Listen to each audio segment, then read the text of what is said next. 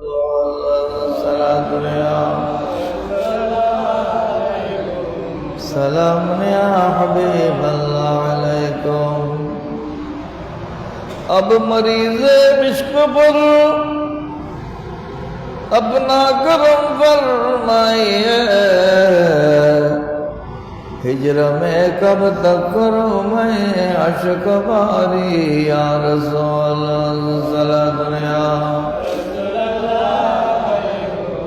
सलाम या हबीब अल्लाह अलैकुम। काफिले हर साल जाते हैं मदीने की तरफ, मेरी कब आएगी वहाँ जाने की बारी या रसूल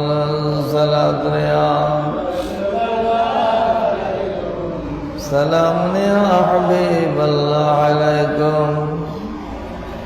अशरफी शौक़ ज़ियारत में तड़पता है मदाम,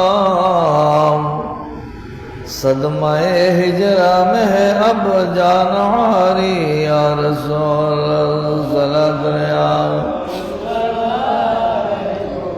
सलाम या हबीब अल्लाह अलैकुम। बिस्मिल्लाहिर रहमानिर रहीम। क़ाल अल्लाहु इन्नी मअकुम लइन अक़मतुमुस सलात व आतयतुमुज़ ज़कात व आमनतुम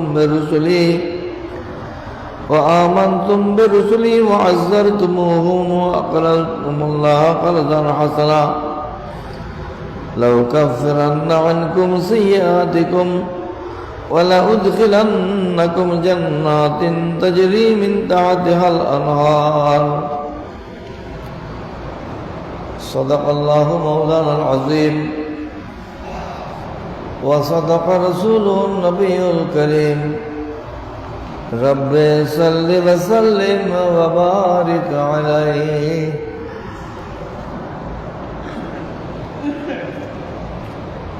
अम्मा बादु। सम्मानित मुसल्लियान कराम, बरादरान इस्लाम, आशिकान मुस्तफ़ा सल्लल्लाहु अलैहि वसल्लम, रहमनी व रहमकुमुल्लाहु ताला। अल्लाह पाक जल्ला शानुर अनंत अफुरंत शुकर যে আহকামুল হাকিমিন রব্বুল ইজ্জত আমাদেরকে আজ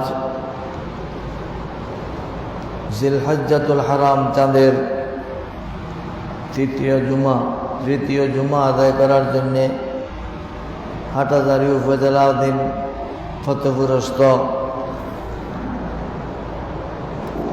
হযরত হাসিম আস্তান রহমতুল্লাহ মাজার সংলগ্ন ফকিরা জামা মসজিদে এসে জুমার নামাজ আদায় করার জন্য উপস্থিত হওয়ার তৌফিক দিয়েছেন, আলহামদুলিল্লাহ।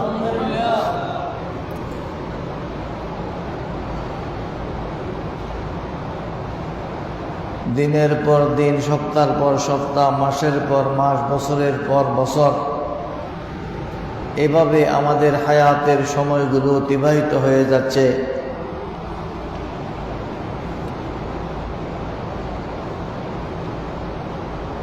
দিন যায়, রাত আসে, রাত যায়, দিন আসে।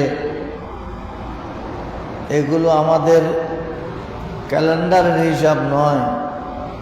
প্রতিটি শ্বাস প্রশ্বাসের, প্রতিটি নিঃশ্বাসের পর আমাদের হায়াতের বাজেট কমিয়ে যাচ্ছে।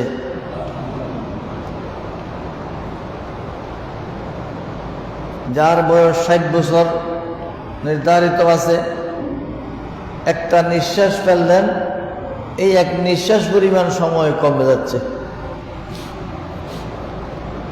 আমরা সেটা হিসাব করছি না। আমরা শুধু দুনিয়ার লোভে, দুনিয়ার মায়ায় কাঁদতেছি।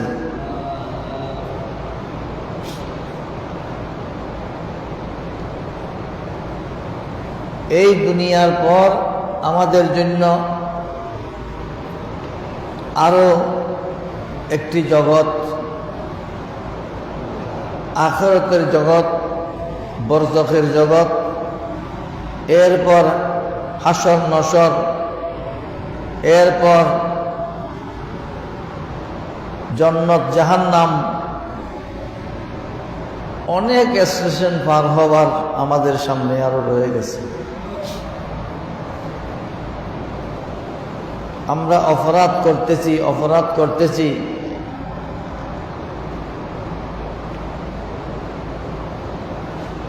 মসজিদের প্রথম সারির মুসল্লি মানুষ আমাকে সেভাবে দেখতেছে, জানি না আল্লাহর কাছে উপস্থিত হওয়ার জন্য আমার কোনো পুঁজি, কোনো সম্বল, কোনো ইবাদত বন্দেগী আছে কিনা।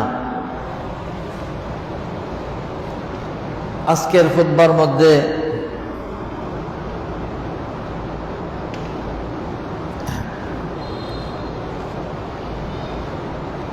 সবচাইতে গুরুত্বপূর্ণ ইবাদত আল্লাহর প্রিয় রাসূল সাল্লাল্লাহু আলাইহি ইসলামকে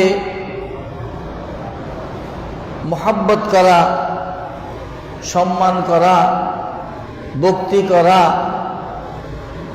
এটা হলো ঈমানদারের সবচাইতে বড় খুশি।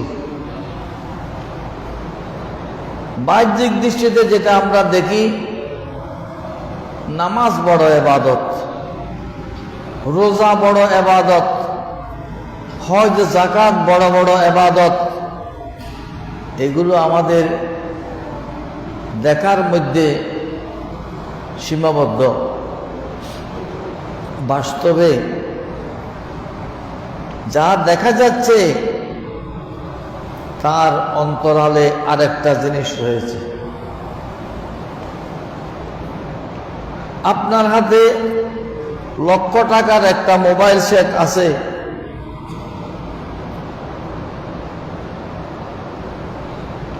দেখতে কত চমৎকার, আপনি মনের আনন্দে সেটা হাতে নিয়ে দেখছেন। তো এই মোবাইল সেট চলার জন্যে এই সেট যথেষ্ট নয়, এটা দেখার জিনিস। এর ভিতরে সিম ফিট করতে হবে, সিম, মোবাইলের সিম না থাকলে সেট যত দামি হোক না কেন এই সেটের কোনো দাম নাই। সিমও আছে, দামি সেটও আছে, ব্যাটারির চার্জ থাকতে হবে। ব্যাটারির চার্জ যদি না থাকে এই মোবাইল আপনার কোনো কাজে আসবে না। আপনার ব্যাটারির চার্জও আছে, নেটওয়ার্ক থাকতে হবে। রাডারের সাথে আপনার সিমের সাথে সংযোগের একটা ব্যবস্থা যেটা আছে সেটা হলো রাডার, আমরা বলি টাওয়ার। অমুক জায়গায় একটা টাওয়ার আছে, সেখান থেকে এখানে কানেকশন আছে।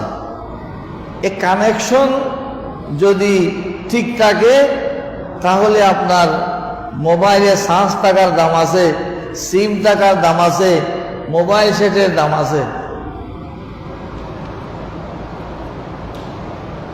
সংযোগ থাকতে হবে, সংযোগ হলো আসল জিনিস। আমরা দেখতেছি 3.5 হাত 4 হাত 5 হাত লম্বা একটা দেহ দাঁড়িয়ে কেবলামুখী হয়ে নামাজ পড়তেছে, সেটা আমার দেখার জিনিস। এই নামাজের মধ্যে তার ইখলাস আছে কিনা, খুলুসিয়ত আছে কিনা, ও কৃত্রিমতা আছে কিনা, সে একমাত্র আল্লাহর সন্তুষ্টির জন্য ইবাদত করতেছে না মানুষকে দেখানোর জন্য করতেছে, সেই জিনিসটা লুকায়িত রয়েছে। একেবারে খালেস দিলে আল্লাহর সন্তুষ্টির জন্য যদি করতেছে, সেটা যদি আপনি মনে করেন বা উনি যদি দাবি করেন, সেই ইবাদত কবুল হওয়ার জন্যে ঈমান শর্ত রয়েছে। ঈমান থাকতে হবে। ঈমান হলো কিসের নাম? আমার রসুলের প্রেমের নাম, মুহাব্বতের নাম। নবী প্রেম যদি অন্তরে না থাকে, আপনার এই ইবাদত দিয়ে কোনো কাজ হবে না। যদি নবীর সাথে আপনার এই মুহাব্বতের সংযোগটা থাকে, আপনার ইবাদত ত্রুটিপূর্ণ হলেও আল্লাহ সেটা বিশুদ্ধ হিসেবে কবুল করবেন। আলহামদুলিল্লাহ। যদি আল্লাহ বিশুদ্ধ হিসেবে আমার ইবাদতগুলো কবুল করেন, এতে আমার লাভ কি? এতে আমার দুইটা লাভ আছে। একটা লাভ হলো আমি সওয়াব পাব, সওয়াবের বিনিময়ে আল্লাহ পাক সুবহানাহু ওয়া তাআলা জান্নাত দেবেন। জান্নাত যদি আমার অর্জিত হয়, আল্লাহ পাক সুবহানাহু ওয়া তাআলার দিদার নসিব হবে। সুবহানাল্লাহ। এই ইবাদত কবুল হলে আরেকটা জিনিস আছে, আমার জীবনে যে গুনাহ আছে, যে অপরাধ আছে, সেই অপরাধ আস্তে আস্তে কমা হয়ে যাবে। সুবহানাল্লাহ।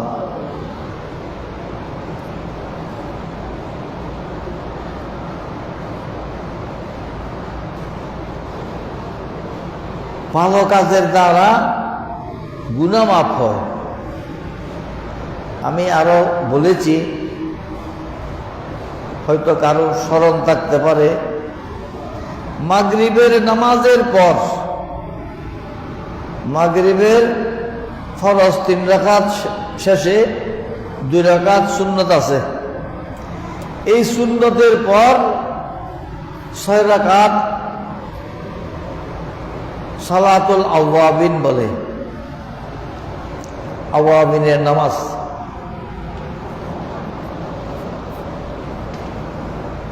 প্রথম রাকাতে সূরা ফাতিহার পর কুল ইয়া আইয়ুহাল কাফিরুন, দ্বিতীয় রাকাতে সূরা ফাতিহার পর কুল হুয়াল্লাহু আহাদ পড়বে। 2 রাকাত পরে সালাম ফিরিয়ে দিলাম।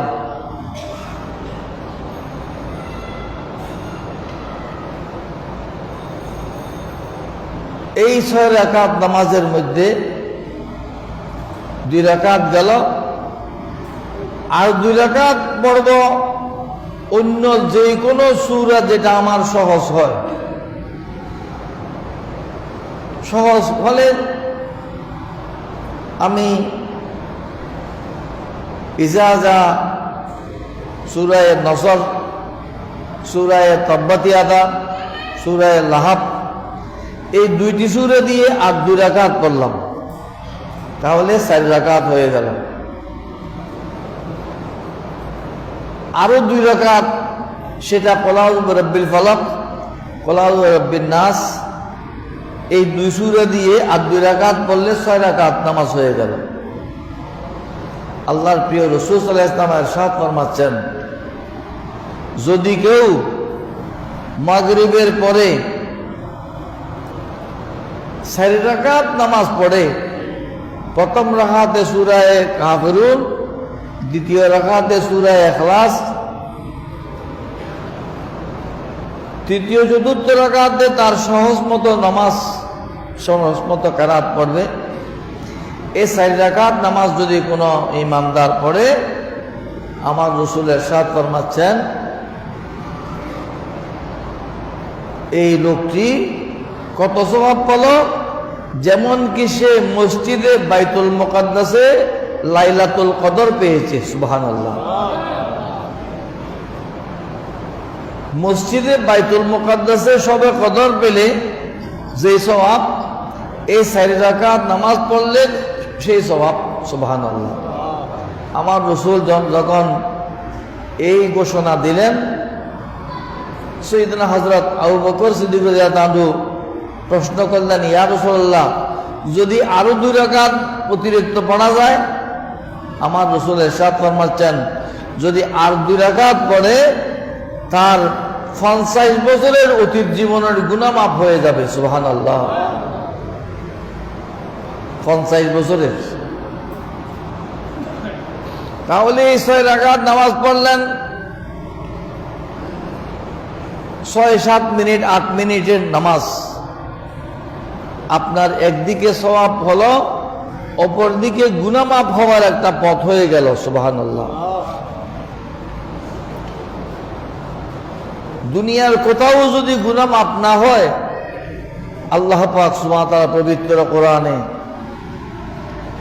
গুনাহ মাফ হওয়ার জন্য একটা নিশ্চিত জায়গা চিহ্নিত করে দিয়েছেন, এটা হলো আমার রাসূলের দরবারে যাওয়া।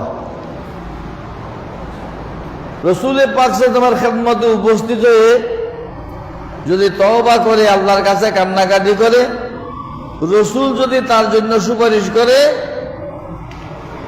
যত বড় অপরাধ হোক না কেন আল্লাহ তার গুনাহ ক্ষমা করে দেবেন। আলহামদুলিল্লাহ। এ বিষয়ে আজকের খুতবার মধ্যে দীর্ঘ আলোচনা এসেছে।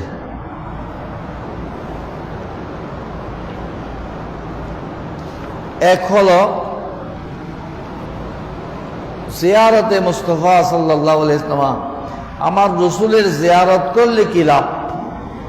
হাজিরা এখন কোথায়?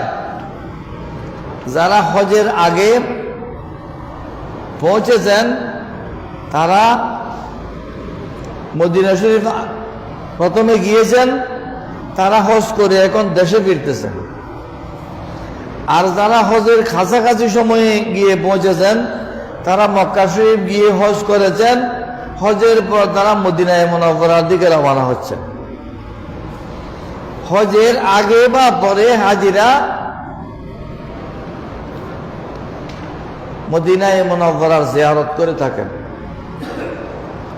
আজকের খুতবার মধ্যে যেহেতু এখন হাজিরা মদিনা শরীফের দিকে রওনা হচ্ছে, সেখানে অনেকে গিয়ে পৌঁছেছেন, এই বিষয়ে আমার রাসূলের জিয়ারত সম্পর্কে আলোচনা করা হয়েছে।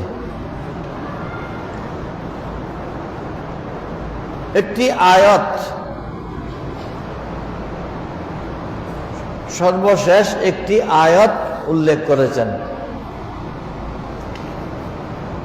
যে আয়াতের মধ্যে আল্লাহ পাক সুবহানাহু ওয়া তাআলা আমাদেরকে দিক নির্দেশনা দিয়েছেন কিভাবে আমরা আল্লাহর থেকে সওয়াব লাভ করব, অপরদিকে কিভাবে আমাদের গুনাহগুলো ক্ষমা হবে, আল্লাহ কিভাবে ক্ষমা করবেন। একটি আয়াতের মধ্যে এটা সংক্ষেপে দীর্ঘ আলোচনা করে দিয়েছেন।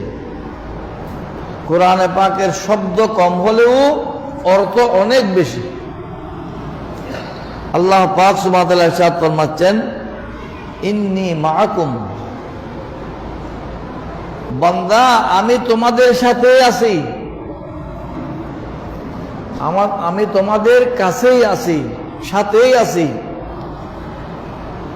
কখন? লাইন আকামতুমুস সালাতা ওয়া আতাইতুমুজ যাকাতা ওয়া আমানতুম বিরুসুলি ওয়া আযযারতুমুহুম ওয়া আকরাজতুমুল্লাহ কারজান হাসানা। কখন তোমাদের সাথে থাকব?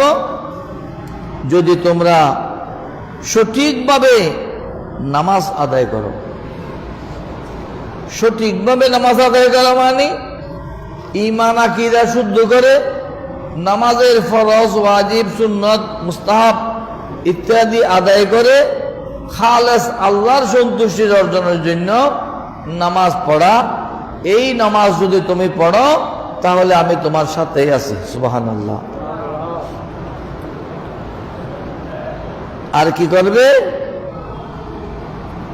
নামাজ আদায় করলে হবে না, যাকাত যদি ফরজ হয় যাকাত আদায় করতে হবে। অনেকে নামাজের আগের কাতারে, প্রথম কাতারে নামাজ পড়ে ঠিক মতো যাকাত দেয় না। যাকাত দিতে গেলে মনে করে আমি তো এত টাকা দিয়ে দিলে গরিব হয়ে যাব। গরিব হবে না, যাকাত আদায় করলে মাল হেফাজত হয়ে যাবে। সুবহানাল্লাহ। যাকাত অনাদায় থাকলে কোনো না কোনো কারণে মাল ধ্বংস হয়ে যাবে।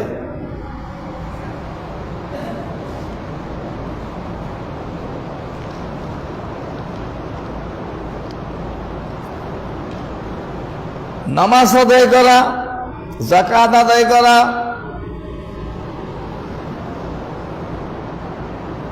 এগুলো হলে হবে না। ওয়া আমানতুম বিরুসুলি, নবী রাসূলদের উপর ঈমান রাখতে হবে, ঈমান আনতে হবে।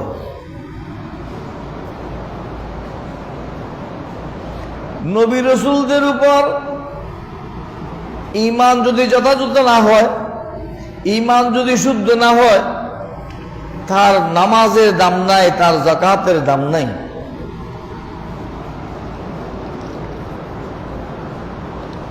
রসুল মানলাম এই কথা বললে হবে না। ও আযযারতুমুহুম, রসুলদেরকে সম্মান করতে হবে। সমস্ত নবী রসুলের সম্মানের প্রতি লক্ষ্য রাখতে হবে। আমার যেন এমন কোনো আচরণ না হয়, আমার এমন কোনো কথা যেন না হয়, আমার বক্তির মধ্যে এমন কিছু যদি না থাকে যে নবীর মানহানি হয়েছে, নবীর শান কমতি করা হয়েছে, তাহলে তার নামাজের দাম নাই, তার যাকাতের দাম নাই।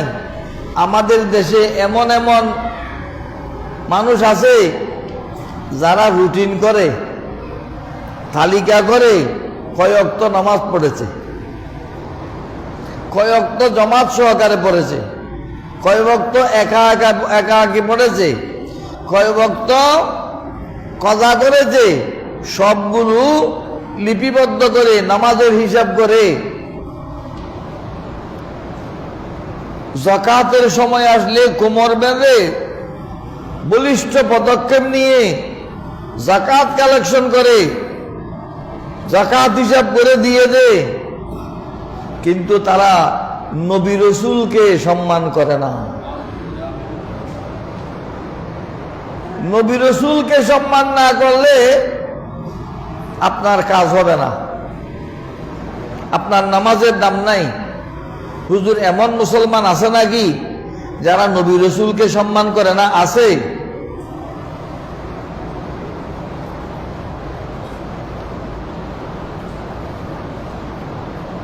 আমাদের দেশে যারা ইসলাম কায়েম করবে বলতেছে, এত বছর ইসলামী শাসন শরিয়া আইন প্রতিষ্ঠা করার কথা বলেছিল, বর্তমানে তারা ক্ষমতার লোভে বুলপাল দিয়ে, সুরপাল দিয়ে প্রচলিত নিয়ম, প্রচলিত বিধান বাস্তবায়ন করবে বলছে। তাদের ইমাম, তাদের মুরব্বী, তাদের সংগঠনের প্রতিষ্ঠাতা মাওলানা আবুল আলা মওদুদী রাসায়েল ও মাসায়েলের মধ্যে লিখেছেন, কিতাব আমার কাছে আছে, ও স্বীকার করলে সামনে দিতে পারবো।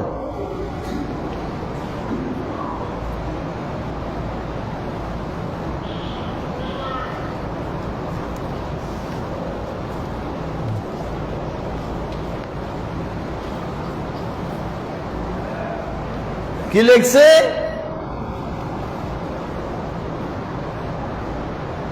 নবীগণ নিষ্পাপ। কখন? নবী হওয়ার পরে। নবী হওয়ার আগে নিষ্পাপ নয়। নাউজুবিল্লাহ বলেন। আহলে সুন্নাত ওয়াল জামাতের আকীদা হলো সমস্ত নবীগণ নবুয়ত প্রকাশের পূর্বেও পরে সব সময় নিষ্পাপ, বেগুনাহ। আলহামদুলিল্লাহ, তাদের কোনো গুনাহ নেই। উপমা দিয়ে উদাহরণ দিয়েছেন, আদম আলাইহিস সালাম জান্নাতে গুন্দুম খেয়ে বড় গুনাহ করেছিলেন। নাউজুবিল্লাহ। হযরত মুসা আলাইহিস সালাম এক কিপ্তিকে হত্যা করেছেন।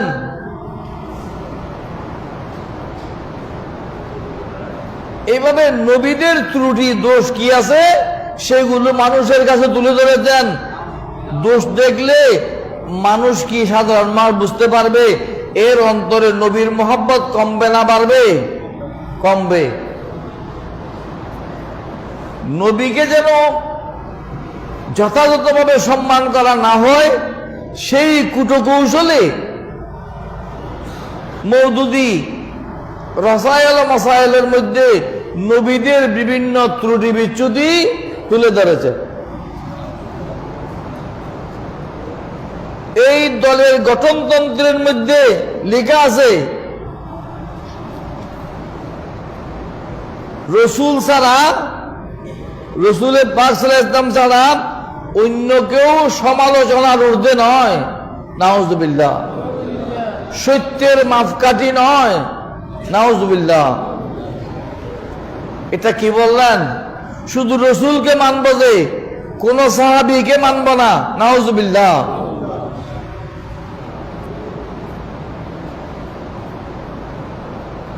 তাইলে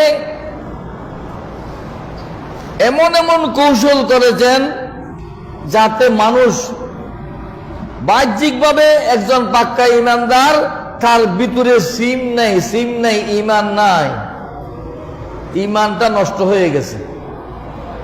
যদি সাহাবায়ে কেরাম সত্যের মাপকাঠি না হয়ে থাকেন তাহলে পবিত্র কোরআনে নামাজ পড়তে বলেছেন, জোহরের সময় 4 রাকাত, ফজরের সময় 2 রাকাত, মাগরিবের সময় 3 রাকাত। এই কথা তো কোরআন শরীফে নাই, কেউ দেখাতে পারবে না। ফজরে 2, জোহরে 4, আসরে 4, মাগরিবে 3, এশাতে 4, এই রাকাতগুলোর বর্ণনা কোরআন শরীফে নাই। সেটা আমরা কার থেকে শিখলাম? রসুলের থেকে। রাসূলুল্লাহ সাল্লাল্লাহু আলাইহি ওয়াসাল্লাম যেই ওয়াক্তে যেভাবে নামাজ পড়েছেন সেই নামাজটা আমরা ফরজ বলে মেনে চললাম, ঠিক কিনা? রসুল নামাজ পড়তে আমরা দেখেছি, এ ফতেপুরের লোকে দেখেছে, বাংলাদেশের লোকে দেখেছে, ভারতবর্ষের লোকে দেখেছে, আজকের দুনিয়ার কোন মুসলমান দেখেছে?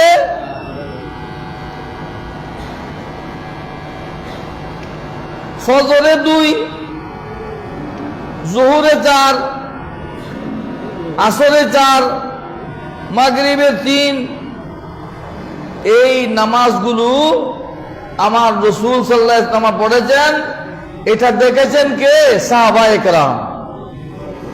আমার রাসূলের যারা সহচর ছিলেন, সাহাবায়ে কেরাম ছিলেন, সেটা আবু বকর সিদ্দিক রাদিয়াল্লাহু আনহু দেখেছেন, ওমর রাদিয়াল্লাহু আনহু দেখেছেন, ওসমান রাদিয়াল্লাহু আনহু দেখেছেন, মাওলা আলী শের খুদা রাদিয়াল্লাহু আনহু দেখেছেন, হযরত আবু হুরায়রা রাদিয়াল্লাহু আনহু দেখেছেন, আমার রাসূলের সাহাবায়ে কেরাম দেখেছেন, ঠিক কিনা?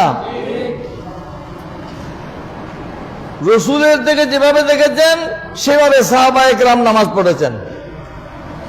যদি সাহাবা সত্যের মাপকাঠি না হয় তাহলে তারা যে 4 রাকাত বর্ণনা করলেন সেটা তো সত্য নয়, সন্দেহ হবে, ঠিক কিনা? সাহাবায়ে কেরাম যদি সত্যের মাপকাঠি না হয়ে থাকেন তাহলে 4 রাকাত তো আমি পড়তে পারবো না, যেহেতু আমি 4 রাকাত পড়তে রসুল পড়তে দেখিনি।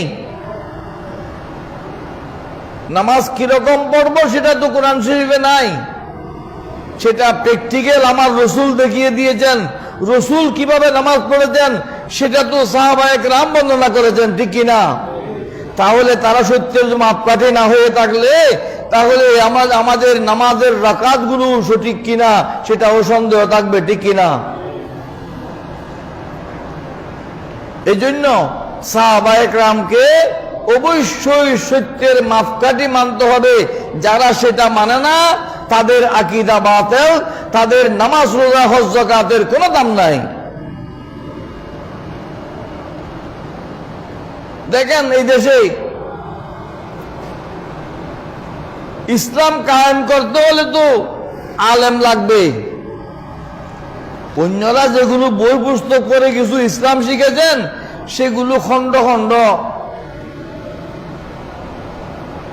শিকলের মাঝখানে খড়া যদি খাটা থাকে, এই মাথা থেকে ওই মাথা সংযোগ ঠিক থাকবে? থাকবে না। মাঝখানে খড়া যদি বিচ্ছিন্ন হয় তাহলে তো পারবে না। 14 বছর, 15 বছর, 16 বছর, 20 বছর, 30 বছর, 40 বছর কোরআন হাদিস যারা গবেষণা করেছেন, যারা ধারাবাহিক পবিত্র কোরআনের তফসিরগুলো, হাদিসের ব্যাখ্যাগুলো পড়েছেন, তাদের কেউ এই দলে নাই। এই দলের দায়িত্বে ওই ডাক্তার, নয় মাস্টার, নয় ইঞ্জিনিয়ার, সাধারণ শিক্ষিত লোক। কেন আলেমরা আসতেছে না? কেন বড় বড় মাদ্রাসার মুহাদ্দিস, মুফতি, মুহতামিম, প্রিন্সিপাল এগুলো আসতেছে না কেন? এইগুলো দেখতে যে এগুলো সব বেজাল ইসলাম। এই বেজাল ইসলাম হওয়ার কারণে উলামা একরাম তাদের সাথে যুক্ত নয়। আমাদের দেশে যদি ওয়াহাবি সুন্নি বলেন,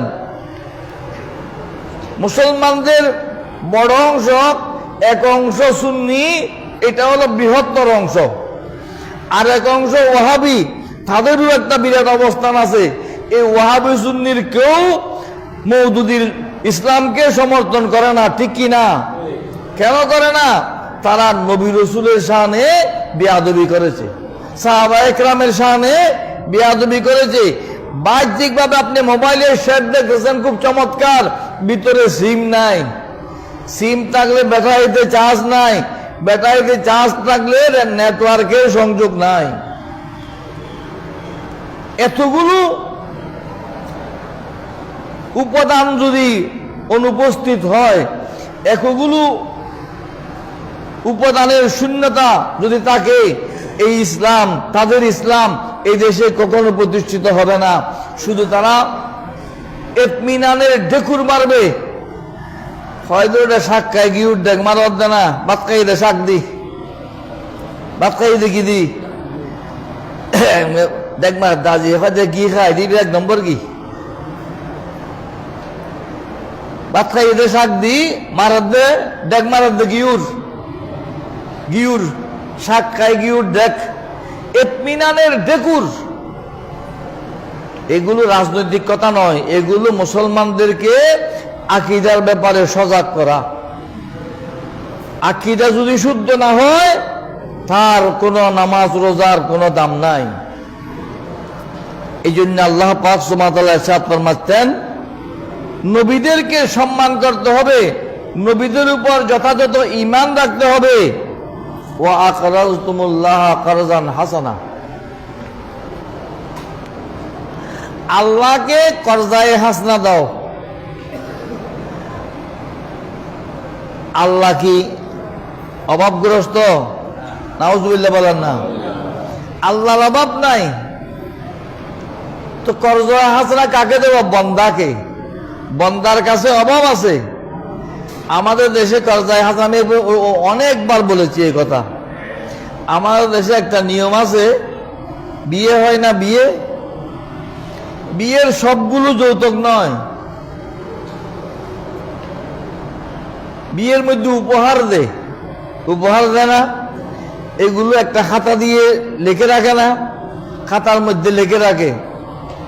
যখন ওদের ঘরে একটা বিয়ের অনুষ্ঠান আসে, ওই খাতা দেখে সভাপতি সাহেবের ছেলের বিয়েতে সেক্রেটারি সাহেব কি দিয়েছিলেন, সেটা সেক্রেটারি সাহেবের ছেলের বিয়ের সময় সভাপতি সাহেব খাতা খুলে দেখবেন যে আমার ছেলের বিয়েতে কি দিয়েছিল।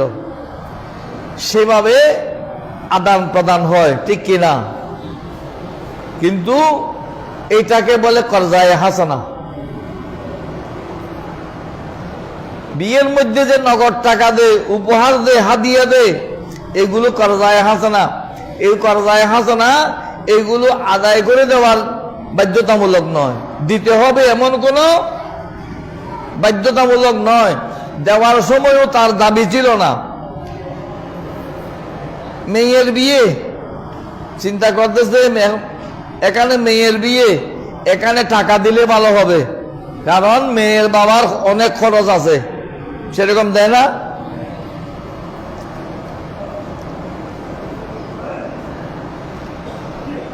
এই কর্জায় হাসনা দেওয়া, এটাতে আল্লাহ বেশি খুশি হয়। আলহামদুলিল্লাহ। আমার এক প্রতিবেশী হঠাৎ করে বললেন, হুজুর আমাকে এই 15,000 টাকা দেন, আমি স্বর্ণগুলো একটু নিয়ে আসতে হবে।